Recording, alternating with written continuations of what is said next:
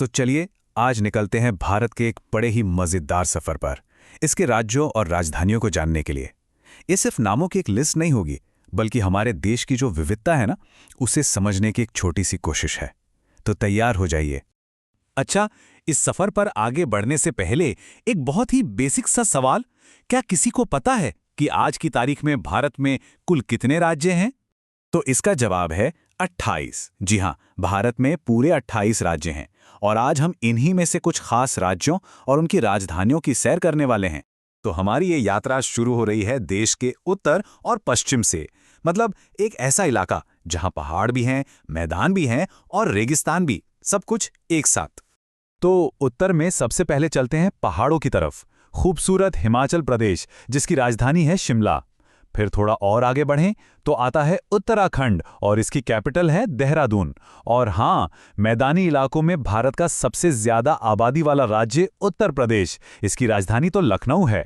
चलिए, अब हमारी यात्रा एक ऐसी जगह जा रही है जो एरिया के हिसाब से, मतलब क्षेत्रफल के हिसाब से, भारत का सबसे बड़ा राज्य है। कोई अंदाजा? ये जगह अपने विशाल रेगिस्तान और शाही इतिहास के लिए जानी जाती है। जी हाँ, वो राज्य है राजस्थान, भारत का सबसे बड़ा राज्य। इसकी भव्यता और विशालता तो मतलब देखने लायक है। अब थोड़ा पश्चिम की तरफ चलते हैं। यहाँ आता है गुजरात, राजधानी है गांधीनगर।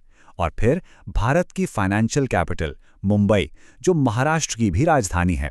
अच्छा, अब एक ऐसे राज्य की बात करते हैं जिसके साथ एक बड़ी दिलचस्प कहानी जुड़ी है। यह है पंजाब और इसकी राजधानी है चंडीगढ़। इस नाम को जरा ध्यान में रखिएगा। और अब देखिए हरियाणा, और इसकी राजधानी भी चंडीगढ़ ही है। अरे नहीं, ये कोई गलती नहीं है, आपने बिल्कुल सही पढ़ा। तो सवाल तो यही उठता है ना कि एक राजधानी और दो राज्य, भाई ये कैसे हो सकता है?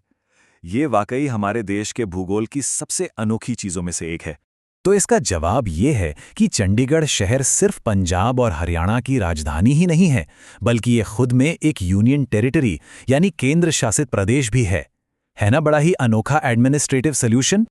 चलिए अब देश के बिल्कुल बीचों बीच चलते हैं, उस हिस्से में जिसे अक्सर भारत का दिल या हार्ट ऑफ इंडिया भी कहते हैं। तो यहाँ है मध्य प्रदेश, जिसकी राजधानी है भोपाल। और ठीक इसी से सटा हुआ है छत्तीसगढ़, जिसकी एडमिनिस्ट्रेटिव कैपिटल है रायपुर। तो हमारे सफर का अगला पड़ाव है पूर्वी भारत, एक ऐसा इलाका जो अपनी कल्चरल डाइवर्सिटी और रिच हिस्ट्री के लिए मशहूर है। पूर्वी भारत की बात करें तो बिहार की राजधानी है पटना और झारखंड की है रांची। फिर आता है कल्चर का हब पश्चिम बंगाल, जिसकी राजधानी है कोलकाता। इसी रीजन में ओडिशा भी है, कैपिटल है भुवनेश्वर। और थोड़ा उत्तर पूर्व की तरफ बढ़ें तो असम, जिसकी राजधानी है दिसपुर। और अब हम अपने इस टूर के आखिरी रीजनल स्टॉप पर आ गए हैं। अब हम चलेंगे भारत के दक्षिणी हिस्से की तरफ। तो साउथ में सबसे पहले बात करते हैं कर्नाटक की, जिसकी राजधानी है भारत का आईटी हब बेंगलुरु। फिर आता है तमिलनाडु, जिसकी कैपिटल है चेन्नई। और फिर गॉड्स ओन कंट्री यानी केरल, जिसकी राजधानी है तिरुवनंतपुरम।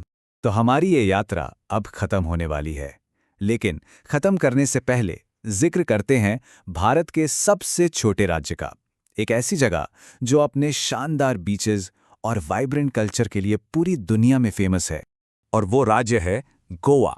जी हाँ, एरिया के हिसाब से तो ये भारत का सबसे छोटा राज्य है, लेकिन टूरिज्म और कल्चर के मामले में इसका कद बहुत बड़ा है। तो इस छोटे से टूर का निचोड़ क्या निकला? सबसे पहली बात, भारत में 28 राज्य हैं। एरिया में सबसे बड़ा है राजस्थान और सबसे छोटा है गोवा। और हाँ, वो चंडीगढ़ वाली अनोखी कहानी तो याद रहेगी ही, एक राजधानी दो राज्य। सोचिए, इतनी सारी विविधता लेकिन देश एक। ये जो एडमिनिस्ट्रेटिव मैप है, ये असल में क्या दिखाता है?